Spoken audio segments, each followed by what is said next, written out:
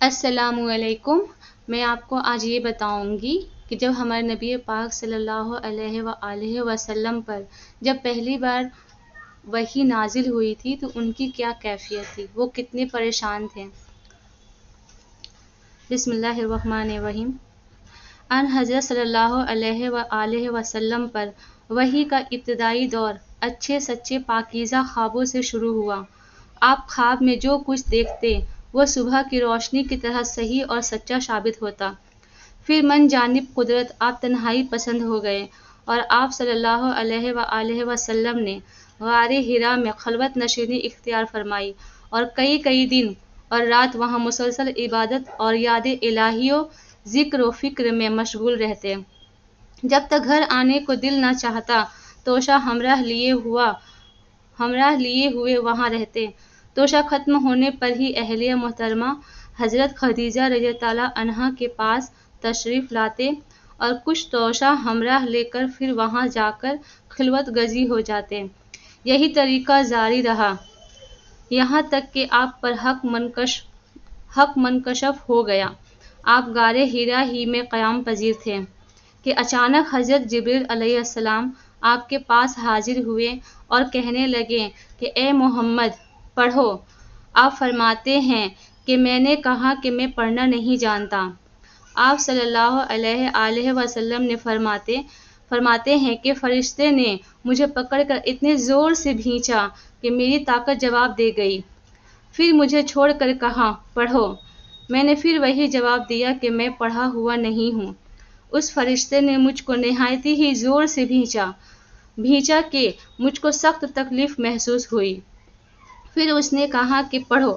میں نے کہا کہ میں پڑھا ہوا نہیں ہوں۔ فرشتے نے تیسری بار مجھ کو پکڑا اور تیسری مرتبہ پھر مجھ کو بھینچا۔ پھر مجھے چھوڑ دیا اور کہنے لگا کہ پڑھو۔ اپنے رب کے نام کی مدد سے جس نے پیدا کیا اور انسان کو خون کی پھٹکی سے بنایا، پڑھو۔ اور آپ کا رب بہت ہی مہربانیاں کرنے والا ہے۔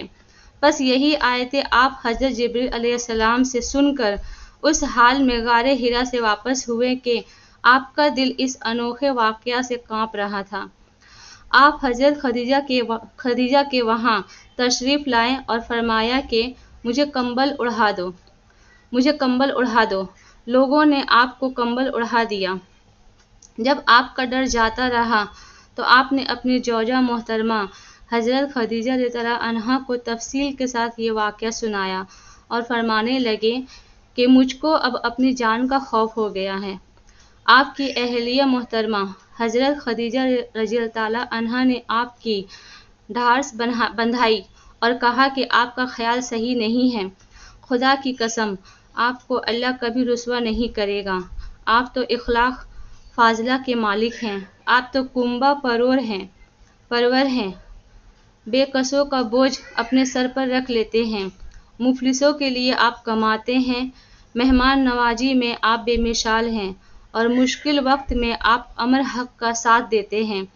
ایسے اوصاف حسنہ والا انسان یوں بے وقت ذلت و خواری کے موت نہیں پا سکتا۔ پھر مزید تسلی کے لیے حضرت خدیجہ رضی اللہ عنہا آپ صلی اللہ علیہ وآلہ وسلم کو ورقہ بن نوفل کے پاس لے گئیں، جو ان کے چچا زاد بھائی تھے اور زمانہ جاہلیت میں نصرانی مذہب اختیار کر چکے تھے اور عبرانی زبان کے کاتب تھے۔ چنانچہ انجیل کو بھی حسب منشائے خداوندی عبرانی زبان میں لکھا کرتے تھے۔ انجیل سریانی زبان میں نازل ہوئی تھی، پھر اس کا ترجمہ عبرانی زبان میں ہوا۔ ورقہ اسی کو لکھتے تھے۔ وہ بہت بوڑھے ہو گئے تھے، یہاں تک کہ ان کی بینائی بھی رخصت ہو چکی تھی۔ حضرت خدیجہ رضی اللہ عنہا نے ان کے سامنے آپ کے حالات بیان کیے اور کہا کہ اے چچا زاد بھائی، اپنے بھتیجے محمد صلی اللہ علیہ وآلہ وسلم کی زبانی ذرا ان کی کیفیت سن لیجیے۔ وہ بولے کہ بھتیجے آپ نے جو کچھ دیکھا ہے اس کی تفصیل سناؤ۔ چنانچہ آپ صلی اللہ علیہ وآلہ وسلم نے از اول تا آخر پورا واقعہ سنایا، جسے سن کر ورقہ بے اختیار ہو کر بول اٹھے کہ یہ تو وہی ناموس معزز رازدان فرشتہ ہے جسے اللہ نے حضرت موسیٰ علیہ السلام پر وحی دے کر بھیجا تھا۔ کاش کہ میں آپ کے اس عہد نبوت کے شروع ہونے پر جوان عمر ہوتا، کاش میں اس وقت تک زندہ رہتا جب کہ آپ کی قوم آپ کو اس شہر سے نکال دے گی۔ رسول کریم صلی اللہ علیہ وآلہ وسلم نے یہ سن کر تعجب سے پوچھا کہ کیا وہ لوگ مجھ کو نکال دیں گے؟ حالانکہ میں تو ان میں صادق و امین مقبول ہوں۔ ورقہ بولا، ہاں یہ سب کچھ سچ ہے، مگر جو شخص بھی آپ کی طرف امر حق لے کر آیا، لوگ اس کے دشمن ہی ہو گئے ہیں۔ اگر مجھے آپ کی نبوت کا وہ زمانہ مل جائے تو میں آپ کی پوری مدد کروں گا، مگر ورقہ کچھ دنوں کے بعد ہی انتقال کر گئے۔ پھر کچھ عرصہ تک وحی کی آمد موقوف رہی۔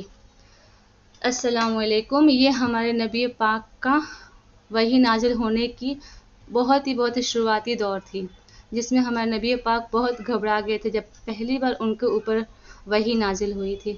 تو آپ کو یہ سن کر کیسا لگا؟ یہ جانکاری آپ کو ملی، آپ کو کیسا لگا؟ آپ کمنٹ کر کے پلیز بتائیں اور ہمارے چینل کو سبسکرائب بھی کر دیں۔ السلام علیکم۔